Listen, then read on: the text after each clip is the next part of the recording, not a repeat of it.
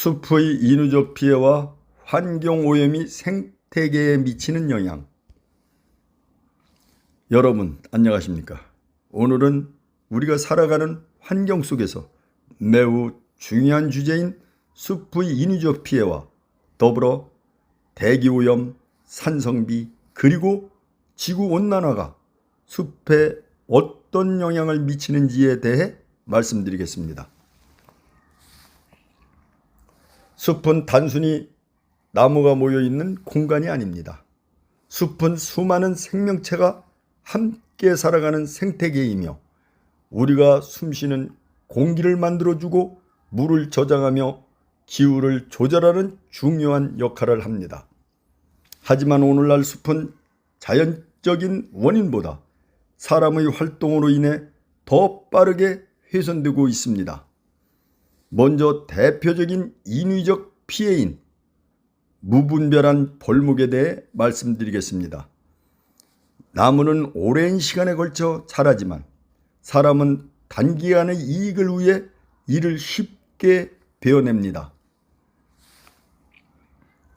이로 인해 숲의 구조가 무너지고 토양이 약해지며 산사태와 같은 2차 피해가 발생합니다. 또한 동물들은 서식지를 잃고 생존의 위협을 받게 됩니다. 다음으로 산불입니다. 산불은 대부분 사람의 부주의로 인해 발생합니다. 담배꽁초, 쓰레기 소각, 등산 중 취사 등 작은 실수가 큰 재앙으로 이어집니다. 한 번의 산불은 수십 년 동안 자란 숲을 단 몇 시간 만에 파괴하며 회복에는 매우 오랜 시간이 걸립니다. 세 번째는 쓰레기 투기입니다. 숲에 버려진 플라스틱과 각종 쓰레기는 분해되지 않고 남아 토양과 수질을 오염시킵니다. 또한 야생동물들이 이를 먹고 생명을 잃는 일도 발생합니다. 네 번째는 무분별한 개발입니다. 도로와 건물, 관광시설은 인간에게 편리함을 주지만 숲을 단절시키고 생태계를 파괴합니다. 다섯 번째는 애래종 유입입니다. 사람이 들여온 애래종은 토종 생물을 밀어내고 생태계 균형을 무너뜨립니다. 여섯 번째는 과도한 탐방입니다. 사람이 많이 다니는 토양이 단단해지고 식물이 자라기 어려워지며 숲의 회복력이 떨어집니다. 일곱 번째는 불법 채취입니다. 희귀식물과 약초를 무단으로 채취하면 생물 다양성이 감소하게 됩니다. 이제 숲에 영향을 주는 더 큰 환경 문제로 넘어가겠습니다. 바로 대기오염입니다.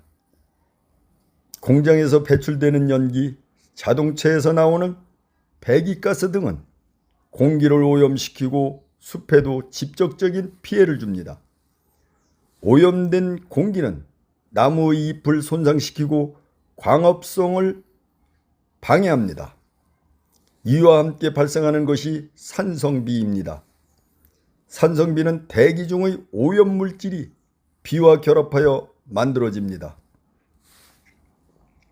이 비가 숲에 내리면 토양의 영양분이 씻겨 내려가고 나무의 뿌리가 약해지며 결국 나무가 말라 죽게 됩니다.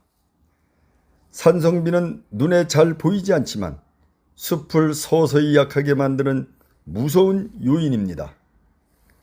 마지막으로 지구온난화에 대해 말씀드리겠습니다. 지구온난화는 온실가스 증가로 인해 지구의 평균 기온이 상승하는 현상입니다. 기온이 상승하면 숲의 환경도 크게 변하게 됩니다.